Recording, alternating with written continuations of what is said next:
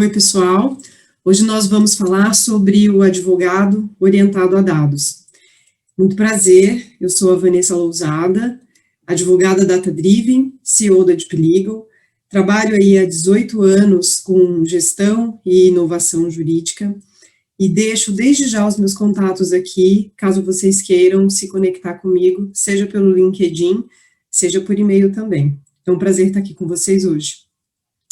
A gente tem ouvido muito falar sobre dados, né? Desde 2010, quando existiu aí a primeira grande matéria na imprensa da revista The Economist, isso é uma coisa que a gente escuta bastante. E, sem dúvida nenhuma, nos últimos 2 anos, principalmente no último ano, em razão da pandemia, toda essa questão de dados, ela ficou muito presente na nossa vida. Isso porque, sem dúvida nenhuma, os dados, eles mostram para a gente um certo acervo de informação sobre o nosso comportamento, sobre tendências, sobre possibilidades, né? Então, com esses dados todos, é possível a gente fazer diversos tipos de censo, diversos tipos de indicadores, perceber diversos tipos de indicadores. Então, é inquestionável que, nesse momento, a gente esteja, de fato, em uma era analítica, em uma era dos dados. E quando a gente olha para isso, a gente entende que os dados, eles não mais representam só uma vantagem competitiva, porque muito se fala, né, que os dados são uma vantagem competitiva. Na verdade, o que a gente viu nesse último ano é que o dado, ou os dados, eles passam a ser essenciais, de fato, para a saúde e sobrevivência de qualquer tipo de organização. E aí, fazendo um overview geral, é interessante a gente pegar também o que apareceu aí no final do ano, no Fórum Econômico Mundial, com relação às tendências de comportamento para as carreiras, né, das pessoas, com tanta novidade, com tanta transformação digital que tem acontecido. Então, basicamente, isso foi agrupado em 4 pilares.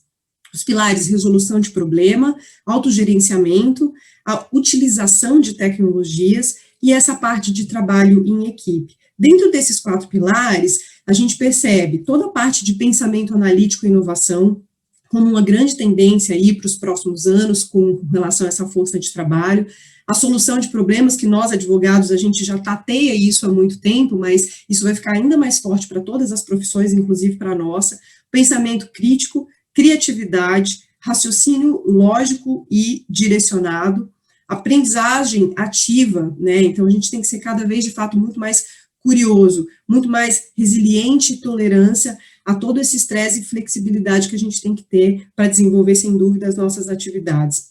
É inquestionável os recursos de tecnologia e toda essa utilização que a gente precisa ter, saber ter cada vez mais, saber desempenhar cada vez mais processos e papéis oriundos aí dos recursos que a própria tecnologia nos oferece e trabalhar de uma forma muito mais coletiva e principalmente compartilhada com relação a essas questões de equipe. E aí, se a gente pega, né, se a gente faz uma questão sobre essa questão analítica e sobre esses novos comportamentos ou esses novos skills que a gente precisa ter, a questão que fica tá bom, então o que significa ser de fato esse advogado data-driven que tanto se tem falado? Se a gente pega um conceito muito simples, o advogado data-driven como é que a gente passa a conduzir essas atividades, as nossas atividades, baseadas em dados e não só na nossa intuição ou não só na nossa experiência pessoal. Se a gente olha para a abordagem tradicional, aquela abordagem que a gente está muito acostumado, a gente olha o seguinte: a gente tem a nossa intuição como advogados, né, que é uma intuição muito forte, claro, vinda aí de todos os nossos estudos e de todo o tempo que a gente tem atuando, mas ela é uma intuição, e ela é totalmente direcionada ao tamanho da amostra que a gente conhece. Esse tamanho da amostra que a gente conhece são os processos que a gente se relaciona, seja no nosso escritório, no nosso departamento, ou seja de colegas que trazem para a gente sobre a existência daquele tipo de problema, ou sobre problemas e respostas, e também sobre jurisprudência, enfim. Só que é sempre uma amostra, uma pequena amostra. Dentro dessa amostra e da nossa intuição, a gente tem um fator psicológico, e a partir disso a gente começa a ter uma ideia maior do que pode ser o problema maior para poder chegar a um resultado e para poder tomar nossas decisões. Essa é a abordagem tradicional, que não é mais crível de ser somente analisada dessa forma. Então, a gente vai agora para uma abordagem muito mais analítica, e isso muda completamente. Então, na verdade, aqui na abordagem analítica, diferente da abordagem tradicional, a gente entende a definição do problema, a gente já parte de uma dor, a gente já parte de uma definição de um problema, de um escopo definido, seja nosso, seja do cliente. Claro, a gente vai colocar dentro disso todo o nosso conhecimento técnico, jurídico, a gente vai utilizar recursos dos dados, que estão extra apenas aquela amostra pequena que a gente tem, então a gente vai expandir esse olhar para dados muito maiores. Aí a gente tem uma explosão, que a gente chama de explosão de insights, onde a gente consegue olhar para itens e possibilidades que, na verdade, antes poderiam ser ocultos, né? Com isso, a gente, sem dúvida, toma decisões muito mais assertivas, muito mais objetivas, a gente consegue implementar planos de ação e monitorar e mensurar esses planos de ação. Tudo isso é algo totalmente cíclico e é o que se chama aí de abordagem analítica. Então, a advocacia, ela está indo para uma conduta de advocacia analítica. A gente está num processo muito intenso de aprendizagem a como é que a gente lida com todos esses dados, o que a gente faz primeiro, o que a gente faz depois, enfim, mas é inquestionável essa ida para a advocacia analítica. E aí, a gente tem aqui, gosto muito de falar isso, que a gente tem aqui basicamente 3 itens, né? Então, a gente, nessa advocacia analítica, a gente passa a ter um comportamento em que, mais do que a gente ter que conhecer todas as leis e como aplicar essas leis, a gente passa a ter um comportamento de entender quais são as consequências das nossas ações e omissões com relação a todo esse arcabouço legislativo. Mais do que somente identificar, então, esses problemas, a gente começa a entregar soluções e orientações muito mais assertivas e muito mais eficazes para aquele tipo de problema ou para aquela quantidade de problema que chega no nosso dia a dia. Mais do que redigir aí pareceres técnicos, a gente embasa nesses pareceres técnicos, legais, técnicos, jurídicos,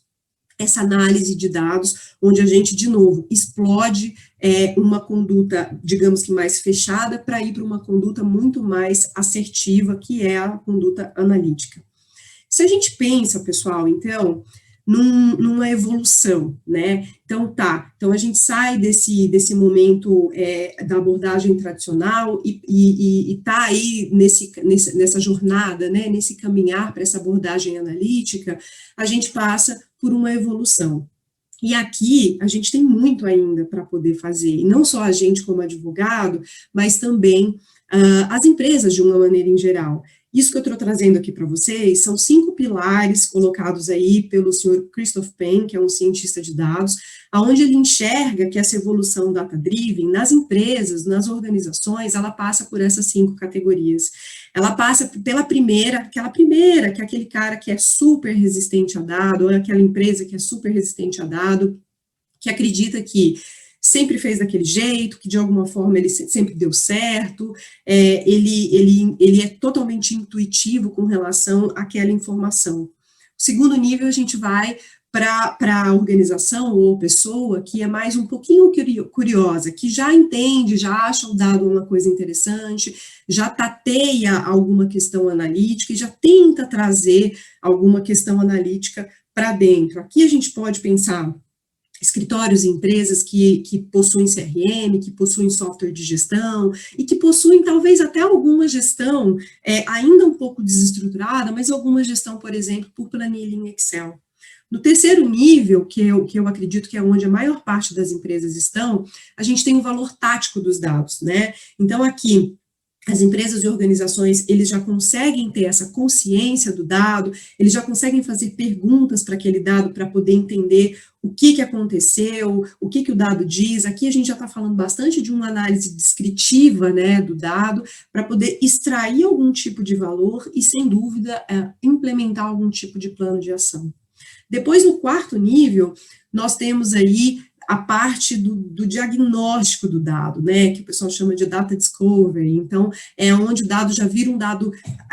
muito mais estratégico, muito mais direcionado, onde é possível já se ter, de fato, um conhecimento de dado muito mais profundo. Então, a gente sai também desse o que aconteceu da versão anterior e vai para um porquê aconteceu. Aqui, além das ferramentas de tecnologia, que são muito importantes para todo esse ciclo, principalmente nesse quarto e quinto item, né, aqui no conhecimento estratégico, a gente tem uma função primordial da pessoa humana entendendo aquele contexto analítico do dado. Por fim, a gente tem o quinto e último degrau, digamos assim, para essa evolução data-driven, que são as empresas ou até pessoas, de fato, orientadas a dados. Então, você tem todo um compartilhamento de informação orientada a dado dentro não só do seu indivíduo, mas dentro de toda a organização. Aquilo existe processos totalmente definidos, o dado, ele é visto dentro da organização como um recurso totalmente estratégico, você tem análises prescritivas, você tem predição do dado, o dado é algo difundido, de fato, em toda a organização. E dentro dessa evolução do dado, a gente chega assim, tá, imagina então que se a gente está passando por uma evolução do dado, o que a gente quer com isso tudo? A gente quer implementar o que a gente chama de cultura, porque uma vez que a gente chama de cultura data-driven, essa cultura, a questão da cultura, ela é enraizada nas pessoas, né? Então, a cultura data-driven, ela sai daquele tripé processos, pessoas e gestão, que a gente conhece muito bem, e vai para 5 outros itens, né? Esses 5 itens são dados pelo Google, que essa cultura data-driven colocada aqui para vocês é a cultura implementada dentro do Google, onde a gente tem esses 5 itens que a gente vai para pessoas, processos, assets, dados e tecnologia. E a gestão, cadê? A gestão está em tudo, né? A gestão está nas pessoas, nos processos, nos assets, nos dados e na tecnologia. Cada um interagindo um com o outro, compartilhando informações, trocando o que é possível para poder isso ser difundido de fato dentro da experiência da empresa, dentro de redução de custo, compartilhamento de informações, toda a parte de confiança, toda a parte analítica e, sem dúvida, toda a parte de tecnologia com relação aos dados, às automações, a parte de inteligência artificial. Então, isso é uma coisa que conversa, é uma coisa que está totalmente agrupada e está enraizada dentro da cultura das empresas. Quais são os fatores aí que a gente tem, então, para fazer toda essa difusão, né? Assim, o que aconteceu que isso de fato se difundiu no nosso universo? Então, a gente olha para isso, o seguinte: é inquestionável que nos últimos anos a gente teve uma digitalização acelerada de absolutamente tudo na nossa vida pessoal, com relação à música, a forma como a gente, enfim, reserva lugares para a gente ir no Airbnb, a música Spotify, do jeito que a gente assiste televisão no Netflix, Amazon Prime, enfim, e outras tantas coisas, na medicina, na robótica, enfim, essa digitalização, ela aconteceu em todos os setores da nossa vida. Consequentemente, até por conta dessa digitalização, a própria capacidade de armazenamento dos computadores, a capacidade de armazenamento na nuvem, o custo disso, tudo isso ficou muito mais acessível, muito mais rápido, muito mais possível para que as pessoas, elas utilizassem toda essa informação, a própria tecnologia no sentido de algoritmos, né, isso também com a inovação aberta, isso também começou a não ser tão fechado, isso começou a ser difundido, então as possibilidades, elas começaram a aumentar muito para que todo mundo pudesse contribuir cada vez mais com essa difusão de novos recursos, novas possibilidades, e novos recursos, novas possibilidades, mais dados para se consumir, para se mapear, para fazer esses censos, né, que a gente falou no começo. Com o desenvolvimento da sociedade aí nos últimos anos, né, toda essa transformação, inclusive de geração, toda essa parte da gente migrar todo mundo para o trabalho remoto, isso impactou totalmente como a gente se comporta, como a gente trabalha, como a gente vive. Se a gente olha tudo para isso dentro do direito, a gente tem uma influência empírica muito grande nossa e dos julgadores, a gente tem um aumento da complexidade também no dia a dia do direito, né, dos esforços, da digitalização e até do entendimento do próprio direito, e aí se a gente pensa que o direito é dado do começo ao fim, né, dado porque o processo judicial, ele tem rito, ele tem essa dinâmica de fluxo, ele tem cadência, ele tem jornada, enfim, e ele é totalmente possível de você olhar para ele, ser analítico com relação a ele, você tem aí possibilidades, e isso cada vez se difunde ainda mais, tá? Na nossa expectativa aqui e nesse nosso contexto que a gente está falando de advogado orientado a dados. Quando a gente pensa nos dados, então, do judiciário, de onde que vêm esses dados, né? De vários lugares mesmo. Então, hoje no Brasil a gente tem mais de 90 sistemas diferentes para consulta. Quando a gente fala na complexidade dessas informações, você imagina que o português, a língua portuguesa já é uma coisa difícil. Quando a gente vai para os dados do judiciário, isso ainda se torna mais complexo, porque a gente tem todos esses sistemas judiciais espalhados no Brasil todo, com formas de entrada para esses processos, para esses sistemas e processos diferentes, e com linguagem também diferente, não só do português, mas a própria linguagem jurídica. Aí a gente tem os sistemas de gestão, que cada empresa, cada advogado, enfim, utiliza um diferente, totalmente despadronizados, um arcabouço aí legislativo enorme. E o que significa tudo isso que eu estou falando aqui? Que a complexidade do judiciário é muito grande, só que ao mesmo tempo que ela é complexa, existem oportunidades, e existem muitas pessoas trabalhando para isso, para que a gente consiga deixar o que é despadronizado mais padronizado, utilizar muito mais recursos ali de dentro. E o próprio sistema judiciário, sistema nacional, CNJ, enfim, existem muitas iniciativas já rodando, né, ao longo desses anos. Eu trouxe aqui para vocês, para conhecimento, a própria Justiça 4.0, que foi um programa lançado aí no final do ano passado,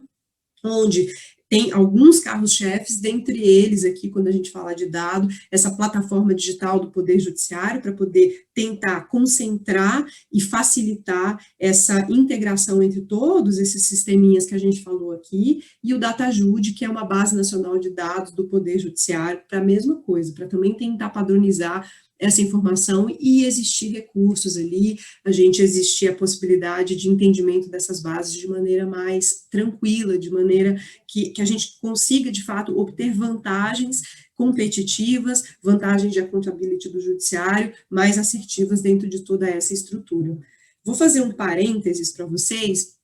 sobre a importância dessa questão dos dados do judiciário, o quanto isso é importante a gente pensar nos dados abertos, né? Tem-se tido aí algumas discussões em fechar os dados do judiciário ou proibir os dados do judiciário. Então, é muito importante, a gente trabalha muito isso junto com as demais Lautechs e também junto com a Associação Brasileira de Legaltechs e Lautechs, o fato de que esses dados abertos, eles são muito importantes para quê? Para a informação consolidada e organizada de todo o judiciário, para poder gerar riqueza e conhecimento para toda a sociedade, para que essa sociedade também possa olhar essa informação que está acontecendo com relação aos resultados do próprio judiciário, nessa prestação de contas que o próprio judiciário precisa dar, de fato, para a sociedade sobre o que está acontecendo, e a participação e o controle social efetivo dentro disso. Sem esses dados abertos, a gente não consegue ter nenhum desses itens. Então, fica aqui também minha bandeira para que a gente consiga seguir com essa frente de fato. O ciclo dos dados, gente, então, se a gente pensa, já indo para uma parte um pouco mais prática, se a gente pensa assim, então eu tenho essa diversa gama de sistemas, eu tenho esse monte de dados, o que eu faço com isso, por onde eu começo e etc.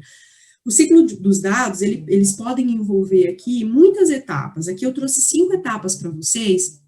que são quais? Assim, a primeira etapa é a etapa da coleta do dado, depois a gente faz a mineração, a estruturação desse dado, depois a gente faz o analítico desse dado para poder transformar esse dado em indicador, depois do indicador a gente vai para uma fase mais de descoberta, porque daí aquele negócio está todo organizado já em indicadores, a gente começa a fazer perguntas direcionadas e descobertas, para quê? Para a gente ter planos de ação, compartilhar esses planos de ação. A mesma coisa, tudo é cíclico, tudo tem começo, meio e fim, e começa tudo de novo, e a gente acaba sempre, no final, mensurando isso, entendendo se a gente precisa fazer alguma calibragem, ou se a gente segue esse ciclo de fato, né, como é que a gente segue esse ciclo. Quando as pessoas perguntam muita coisa assim para a gente, que é de tecnologia na minha área, as pessoas elas têm muita dúvida sobre o que tá bom, mas qual é o entregável? O que eu tenho aqui? Então, quando a gente também pensa em análise de dados, a gente basicamente tem 4 entregáveis, tá? A gente tem um entregável que é análise descritiva do dado, então, é basicamente o que aconteceu, tá, dentro daquele contexto, pensando lá naquele outro slide que eu acabei de passar sobre o ciclo de dados, são as descobertas iniciais. Aí a gente tem uma análise diagnóstica, né, que é o porquê que aconteceu aquela informação, então aqui tem uma conduta muito intensa, inclusive, aliada da descritiva tecnologia com a diagnóstica, que é do advogado, do técnico, do especialista, olhando aquele dado, é o técnico que vai olhar aquele dado, é ele que vai ter informação para poder extrair o que de melhor ali ele precisa dentro da pergunta que ele precisa fazer. 3, análise preditiva, que são as análises futuras, né, que são possíveis aí de acontecer, o que vai acontecer no futuro, e 4, análise prescritiva, mesma coisa, que também a super importância do profissional advogado para entender o que fazer quando aquilo acontecer. Então, essas são as 4 tipos de análises de dados, fazendo aí uma menção entre o que é de tecnologia e o que é de comportamento humano. Como é que a gente começa, né, na prática, como é que a gente começa a analisar dados, assim, porque eu também percebo que muitos advogados não sabem direito o que fazer, né, então, a gente fica ouvindo falar de dado, a gente entende que isso é uma coisa necessária, beleza, quero ser data-driven e tal, mas a nossa percepção é de que, como a gente ainda está nesse processo de conhecimento, ainda precisamos muito aprender o que fazer com aquele dado, porque muita gente chega para a gente querendo tudo, né, tudo com relação os 4 tipos de análises de dados e tudo com relação a toda a informação que está dentro do Poder Judiciário. Isso, a gente, de fato, é muito difícil quando a pessoa quer o todo, ele extrair alguma informação que seja direcionada, então a gente não recomenda isso, é muito difícil você tomar algum plano de ação para esse todo, a gente também não recomenda isso, então a gente recomenda essas 4 partes que estão aqui na tela para vocês. A primeira coisa é o que você precisa, de fato, o que vai te gerar valor, por que você precisa, de fato, mensurar aquilo, né? A segunda coisa é, com base nesse o que, nesse porquê, como é que você vai implementar depois que você tiver as respostas daquilo? Qual que vai ser o seu plano de ação para você implementar aquilo? O terceiro item é, como é que você vai mensurar isso? Quais são as metas que você vai ter para mensurar isso? E não só sua, né, mas do seu time também. Então, como é que você estruturou esse negócio todo para que você dê um impulsionamento para aquela descoberta que você teve? E, por fim, como é que você vai contar essa história, né, que a gente chama de storytelling? Então, como é que você vai contar essa história do que você descobriu, do plano de ação que você fez, do que você mensurou, como é que você vai contar essa história para os seus pares, para os seus gestores? Então, a gente orienta muito que isso esteja muito definido para qualquer tipo de análise de dados. Então, com isso, a gente tem esses objetivos e necessidades que façam sentido para você ou para a sua organização, para que você comece, de fato, um estudo analítico e para que você tateie os dados de uma maneira mais interessante e mais direcionada, porque senão você vai ficar paralisado com relação à quantidade de dado, vai ficar enrolado com aquela situação e não vai conseguir fazer nada e vai desistir, e a gente não quer que você desista, a gente quer que você siga, mas siga devagar, siga passo a passo, siga pequeno, para que depois você vá expandindo as suas análises, tá? A gente recomenda que na parte de mensuração vocês utilizem algumas metodologias amplamente conhecidas pelo mercado, que pode ser o PDCA, as KPIs as OKRs, né? Então, assim, coloquem isso em uma dessas metodologias que vocês vão conseguir fazer essas análises de forma mais técnica. Então, a gente acaba recomendando isso para que vocês planejem, né, possam colocar de fato em prática e depois possam medir com uma metodologia que já é bem praticada, uma das três, enfim, bem praticadas de fato no mercado, tá? E aí, respondendo aquela pergunta que a gente fez lá nos primeiros slides, né, então, assim, o que é ser um advogado data-driven depois de alguns contextos teóricos, por exemplo? É o quê? É acompanhar a transformação da sociedade de forma analítica, é acompanhar o judiciário, o que está acontecendo com o judiciário de forma analítica, olhar de fato, ter essa visão holística do judiciário, né, possuir essa visão sistêmica do judiciário. A gente recomenda essa questão de você ter camadas de conhecimento técnico seu, com a capacidade preditiva, diagnóstica e até prescritiva para o teu cliente, pensando em algum tipo de antecipação de tendência no contexto analítico do teu cliente, tá? É muito importante fazer todas essas partes de proposição de alternativas, de novos caminhos, de possibilidades que sejam, de fato, prescritivas, pensando em análise de dados, e que tenham embasamento de análise de dados, né, porque isso você acaba tendo essa conduta, de fato, data-driven. Outra coisa que a gente gosta bastante, né, e que muda também muito o mindset do advogado, então, compartilhar o conhecimento, compartilhar todas as descobertas que são feitas com o teu time, com os seus pares, com o resto da empresa, porque o conhecimento ele não pode ficar restrito, o conhecimento ele precisa ser compartilhado, porque aquilo agrega cada vez mais valor, tá? E agregando cada vez mais valor, automaticamente você acaba participando da transformação digital do teu time, dos teus pares e de toda a empresa, e também você passa a ter nesse ciclo todo mais maturidade, você vai ganhando mais autoridade, mais referência e mais maturidade e faz parte de todos os resultados do teu time, dos teus pares e da empresa. Então, isso é algo totalmente saudável e contínuo. Aqui, esse alinhamento, então, com a corporação desse advogado data-driven, né, do que é ser esse advogado data-driven, é você entender e estar presente, né, na performance financeira e em toda a eficácia da gestão de recursos, quando você pensa e estrutura todo esse planejamento do jurídico perto do financeiro e do administrativo, é você entregar cada vez mais valor para o teu cliente, para o teu fornecedor. Estou pensando que a gente é aqui um departamento jurídico ou um escritório de advocacia, né?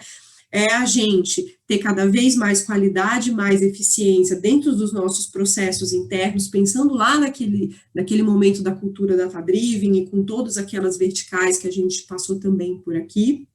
e fazer isso ser compartilhado, né, então, aprender e transmitir o conhecimento através de todas as pessoas que tem dentro da organização, implementando essa cultura, deixando isso enraizado, e ter uma infraestrutura de tecnologia e de conhecimento que, de novo, seja realmente compartilhada pela organização. Isso tudo faz a gente chegar nesse nível aí, ou próximo a esse nível de sermos os advogados data-driven. O que o jurídico deve buscar, gente, aqui eu quero compartilhar isso com vocês, porque pensando nessa questão teórica, o que o jurídico deve buscar, então, com relação a funcionalidades, quando o jurídico pensa em algum tipo de tecnologia para ajudá-lo, né, nessas descobertas, nesses processos, porque vocês vão precisar dessa capacidade técnica de novo e vão precisar, sem dúvida, de algumas ferramentas que já existem no mercado. Então, vocês precisam entender como é que é feita essa coleta de dados, perguntem como é que é feita a mineração desses dados, porque a gente chama de dado estruturado e não estruturado, então, muitas vezes isso gera também alguma confusão. Então, como é que as ferramentas, elas estruturam o dado, o que efetivamente se quer da leitura daquele dado, da resposta daquele dado, né, como é que você vai visualizar aquela informação através de painéis gráficos, que a gente chama de BI, se isso existe alguma aplicação de legal design ou não, e se sim, como é que você pode consumir esse recurso para poder difundir esse recurso, como é que você cruza as informações públicas dos TJs e as não públicas ou as internas de dentro dos softwares de gestão, se é possível fazer esse match, né, de informação, se as análises, elas são só descritivas, prescritivas, como é que funciona isso também, se existe comparativo de performance de juízes, comarcas, varas, enfim, dos atores do processo, e se tem também essa parte aí de ranking, né, como é que funciona essa questão do ranqueamento. Então, prestem atenção nisso, questionem isso para que vocês formulem, de fato, um bom entendimento sobre o software que vocês vão buscar. E, por fim, lembrem-se que sistema de gestão ou ERP jurídicos não são BIs, que não são sistemas de legal analytics. São 3 coisas diferentes, com funcionalidades diferentes, algumas, às vezes, com alguma interseção, mas funcionalidades diferentes. A gente vem aqui, então, para cases, e rapidamente eu vou falar aqui para vocês, porque meu tempo está acabando, então eu só vou trazer aqui 2 cases para vocês, de como é que a gente pode implementar, ou algo que já aconteceu aqui conosco, tá? Então, de novo, como as possibilidades de dados, elas são múltiplas, né, então muita coisa é possível ser feita, a gente recomenda essa questão do recorte, eu vou dar aqui só 2 exemplos, depois vocês podem entrar em contato comigo que eu dou outros, porque por conta do tempo a gente não vai poder falar mais um pouquinho, mas você imagina que a gente faz, então, desde o que tradicionalmente o mercado conhece como jurimetria, né, que é toda essa parte estatística aplicada aí ao direito, então, onde você tem uma infinidade, de fato, de indicadores para você tomar decisões, mas eu gosto bastante de 2 cases aqui, e eu vou compartilhar com vocês. Um é o seguinte: uma empresa de saneamento de São Paulo, ela comprou uma empresa de saneamento do Rio de Janeiro, e antes dela tomar essa decisão, até pela parte de análise de risco, ela queria saber como é que estavam os processos judiciais dessa empresa do Rio de Janeiro, porque era uma das 10 empresas mais demandadas no estado aí do Rio de Janeiro. Então, o que a gente fez? A gente, coletou todos os processos dessa empresa do Rio de Janeiro, aqui eu estou falando de mais de 100 mil processos. 2, a gente, através da jurimetria, a gente identificou quais eram as comarcas mais problemáticas, quais eram os assuntos mais problemáticos, quais eram juízes que tinham maior condenação, enfim, era possível entender isso para quê? Para que depois a empresa tivesse planos de ação com relação à contingência, planos de ação com relação a acordo, planos de ação com relação até o próprio atendimento do consumidor que estava aqui demandando em determinadas comarcas, para eles entenderem onde que eles teriam que ter postos aí de atendimento. Então, essa questão não só de trazer esse analítico, ela foi muito importante para a empresa, como ela direcionou, inclusive, a própria condução mesmo do que seria, do que viria aqueles novos 100 mil processos judiciais aí para essa empresa. Então, imagina, isso ainda nem era, né, ainda nem era a condução, era ali essa fase de licitação. Então, imagina o quanto isso foi importante aí para essa tomada, de fato, de decisão, com um foco totalmente direcionado. O outro exemplo dessa análise de tendência também foi um instituto que nos procurou, para que a gente localizasse dentro das decisões judiciais do Brasil existentes até hoje, ou até a data em que a gente fez esse trabalho, a existência de decisões que falem sobre cannabis, né, no sentido de tratamento da cannabis, é claro. Então, decisões cíveis que falem sobre cannabis. Então, a gente conseguiu localizar também diversos desses casos, o entendimento de procedência, improcedência, onde estão esses casos e o volume desse negócio todo, até para entender o direcionamento que o próprio Brasil está dando a esse tema. Então, aqui a gente dei 2 exemplos aqui de possibilidades analíticas com recortes específicos e um foco totalmente específico de análise de dados, onde a gente passa por todo aquele ciclo de coleta, mineração, entendimento, etc., para entregar um valor direcionado para o cliente, para que ele tome um plano de ação, para que ele meça aquela informação e ele entregue, de fato, um resultado para o cliente dele. Então, pessoal, muito obrigada pela atenção de vocês. Não falei mais sobre os cases de novo, fiquem à vontade para me contatar, que a gente troca mais figurinhas sobre os cases, e foi um prazer estar aqui com vocês hoje.